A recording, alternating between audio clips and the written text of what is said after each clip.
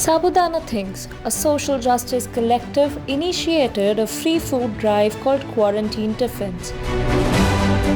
By rallying together a team of home chefs, delivery executives, and local businesses, their aim is to feed Bangalore's most vulnerable. They are currently delivering home cooked meals, ration kits, and fresh produce to 5 to 6 affected communities. NewsX proudly recognizes second wave superhero Chandni Ganesh and her team. Welcome to NewsX. My name is Rakshanda Afrin and you are watching our show Second Wave Superheroes. Today Chandni from the team of Quarantine Tiffins have joined us. Quarantine Tiffins is a free food drive organized by Sabudana Things, a feminist collective. Their aim is to help Bangalore's most vulnerable and they are currently delivering home rations, home cooked meals and ration kits and fresh produce to COVID affected communities. Welcome to the show, Chandni. Thank you so much for having me, Rakshanda. I really appreciate it. Okay, Chandni, please can you tell our viewers about yourself and a little bit about the organization? Where are you guys situated and how you have been helping and reaching out to people? Definitely. Sabudana Things, as Rakshanda explained, is a social justice collective of intersectional feminists. We do a lot of work outside of our organizing work. We mainly build resources related to caste, class, gender, sexuality, and more.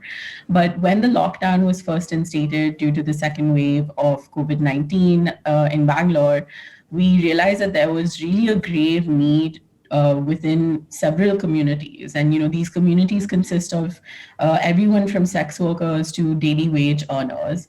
And, because of the pandemic and the lockdown, food insecurity was a big problem.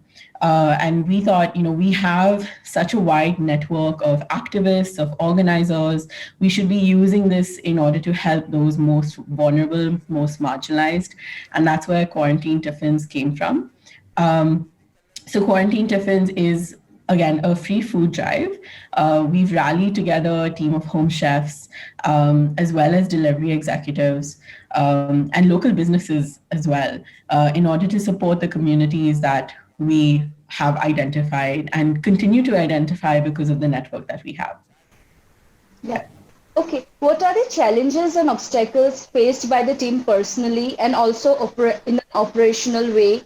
While trying to help out to people particularly during this second wave? Yes, so I think, during the first wave, the lockdown was quite strict. Therefore, we weren't really doing much outreach on ground. We ran Art with a Heart, which was one of our pilot fundraisers, where we were able to raise over 1 lakh in donations for various communities. But with the second wave, what we've noticed is that individuals who are already marginalized owing to the pandemic have now been pushed further to the margins.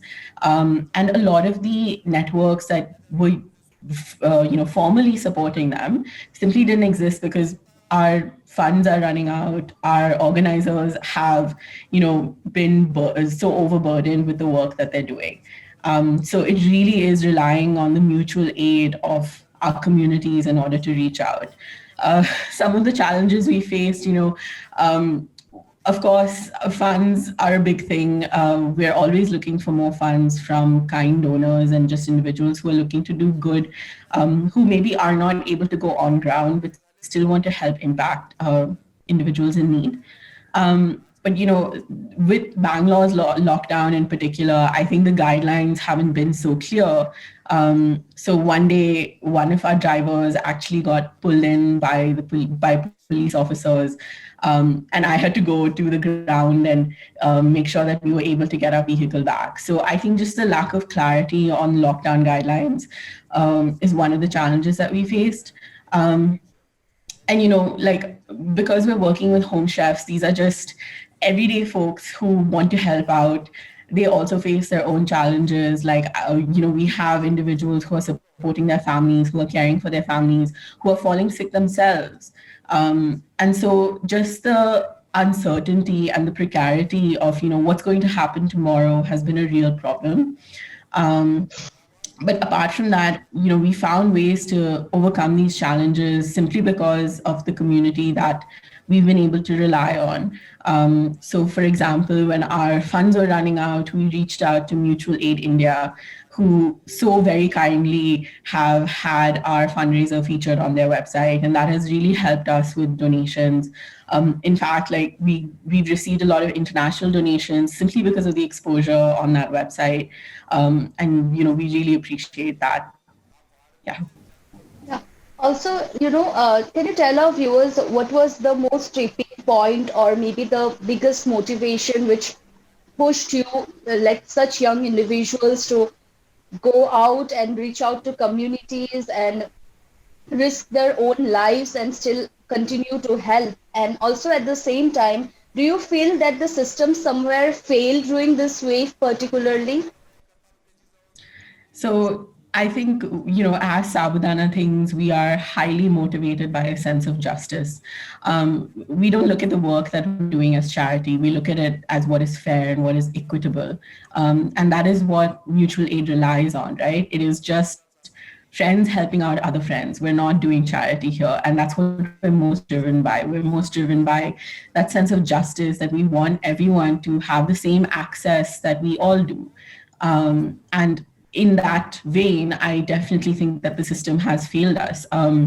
We've had over a year to plan our response to the second wave. Experts have been telling us that the second wave is impending, and the fact that state and central governments have not addressed the massive gaps in our infrastructure, whether that's medical, whether that's our PDS. That's been a real problem, and you can actually see on ground how that affects our communities. We work with Jeevan Swaraj, who is a local organizer in one of the communities that we reach out to. And prior to our free food drive, he described the community as incredibly weak, because they're just so hungry, right? Like just the basic impacts of hunger and like consistent hunger for several days at a time. And when we were able to deliver the meals that we did, he noticed that finally these individuals were able to muster up some strength and continue on with their daily work. Not that this daily work is going to fill in that gap of what social security should, but the fact that just a simple acknowledgement from those who can help has exponential benefits. And I think that's where the system has failed us, particularly those most marginalized, those from oppressed caste backgrounds, women, and various gender backgrounds as well. I think the system has to do more to address those gaps. Thank you, Chandni, for joining us, and thank you for the service to the country. For more such videos, subscribe to the NewsX YouTube channel, hit the bell icon.